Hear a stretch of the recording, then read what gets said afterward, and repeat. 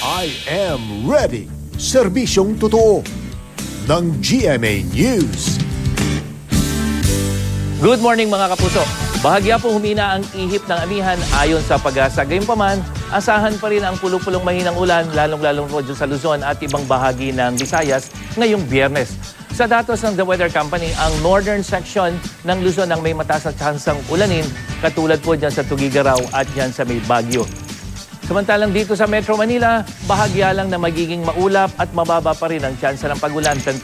Yung ating init factor mamayang hapon, posibleng umabot ng 31 degrees Celsius. Ganito rin po ang inaasahang panahon sa Visayas. Magandang lagay ng panahon maliban sa mahinang pagulan, lalo na dyan sa may Cebu at ibang bahagi ng Central Visayas. May kataasan naman ang tsansa ng pulupulong ulan o kaya thunderstorm sa malaking bahagi ng Mindanao, lalong-lalo na dito sa may Soc-Sargen at Zamboanga Peninsula. Mga kapuso, bumuhos po ang malakas na ulan at snow diyan sa California sa Estados Unidos sa gitna po ng naranasang tagtuyot doon.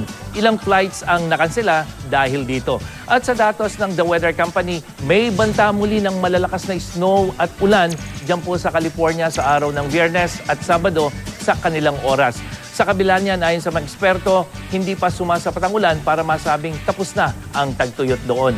Itinuturing ngang ang drought ngayong taon sa California ang isa sa mga pinakamalala sa kanilang recorded history. Sa inilabas na datos ng US Drought Monitor ngayong araw, 26% po ng California karamihan nandito sa central section ang nasa pinakamataas ng level ng tagtuyot o yung tinatawag nilang exceptional drought. At yan ang latest mula sa GMA Weather. Para sa iba pang update, bisitahin ang aming bagong social media accounts.